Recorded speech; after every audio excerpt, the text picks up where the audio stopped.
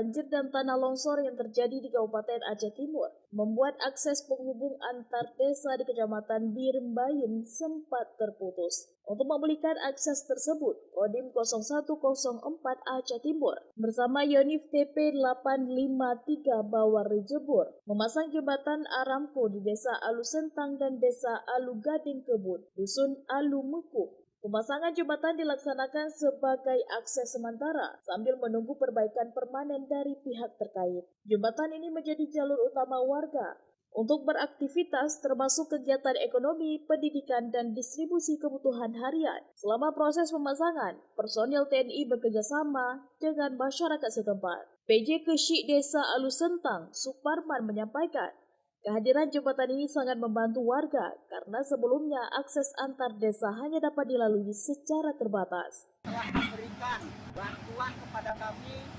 berupa jembatan Aramco yang menghubungkan desa kami, Desa Alu Sentang, Kecamatan Birembayun dengan Desa Bukit Lemak yang selama ini akses kami terputus. Nah, dengan ini kami sekali lagi mengucapkan banyak ribuan terima kasih kepada seluruh instansi yang terkait. Dengan terpasangnya jembatan Aramco ini, akses antar desa di Kecamatan Birembayun kembali terhubung dan diharapkan memperlancar aktivitas warga pasca bencana. Dari Kabupaten Aceh Timur, Selina Vita melaporkan untuk Puja TV.